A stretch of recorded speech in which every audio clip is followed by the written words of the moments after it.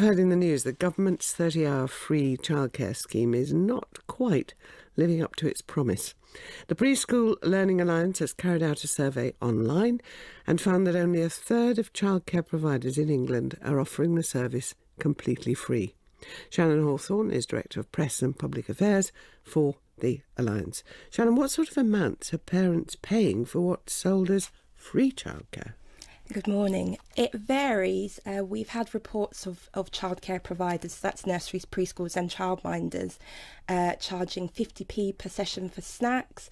On the other end of the spectrum, we've heard providers now charging £10 to £15 a day for lunch, which obviously, if you add up per month for parents, can have a significant impact. Most providers who are introducing or increasing charges for extras are doing so for food. So our survey found that 80% of those who are increasing or introducing charges are doing so for meals and snacks. But there are a range of other channels such as trips and visits, or nurseries and wipes, or classes like sports and drama. And I think the important point to make here is that the providers are being put in an impossible position because the scheme is so underfunded. They have to find a way to make up the shortfall in government funding, and one way they're able to do so is to increase these charges. Now, we obviously asked the Department of Education about this, and they said, they're investing a record amount of around £6 billion every year. And then they say, we've always been clear that government funding is not intended to cover the costs of meals or additional services. However, while providers can charge parents for additional extras, this cannot be a condition of the child's place. That is correct. That has always been the rule. Childcare providers can ask parents to pay, for example, for lunch, but they have to give parents the option to bring in their own lunch.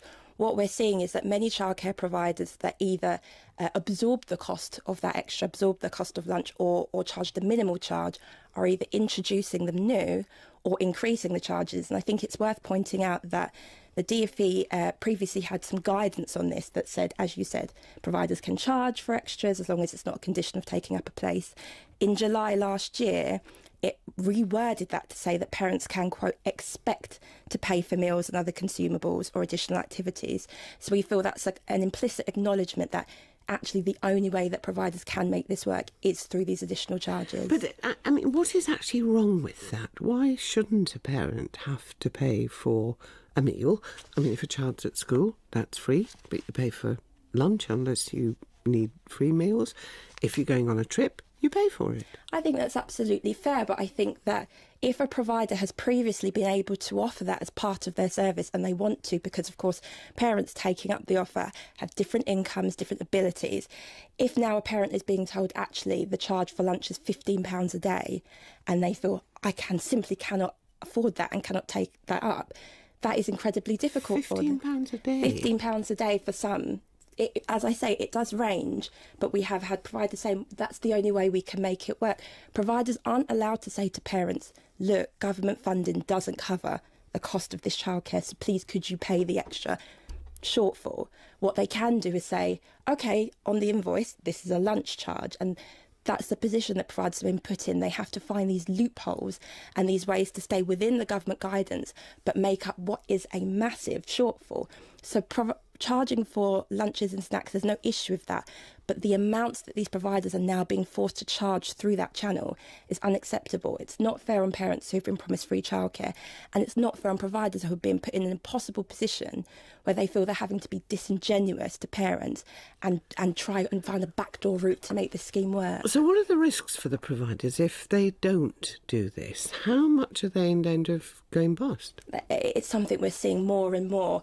Ofsted produces quarterly reports on provider closures. Unfortunately, they're always slightly delayed, so we don't have anything on the 30 hours.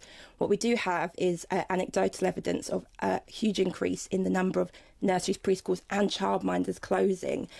For example, I know of childminder Eve, a nursery school owner Eve in Hampshire, who had run her outstanding nursery for decades, who called me up when the 30 hours was announced to say, OK, I want to find out how to make this work. I want to find out how I'm allowed to deliver it. And then a few months later called up and said, we can't make it work, we have to close. Sue Carousel Day Nurseries in Somerset, their staff have returned from Christmas with 2 terms left because they've also been forced to close.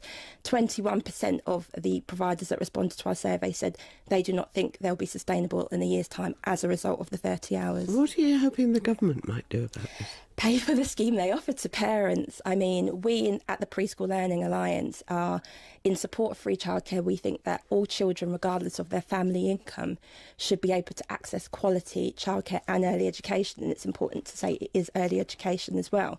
But the government has to actually cover the cost of the care.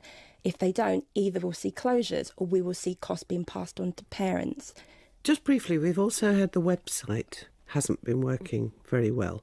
How difficult has this process been for parents and providers to just get it going? It has been incredibly difficult. Unfortunately, the Childcare Service website, which is used for parents to sign up for both the 30 hours and the tax-free childcare scheme, has had a number of technical issues.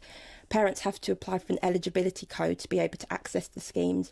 We've had parents not being able to log on to the accounts. We've had parents being told incorrectly that they're ineligible, and providers have had to spend a lot of time and a lot of energy calling up HMRC, trying to figure out the problem, trying to get it out corrected.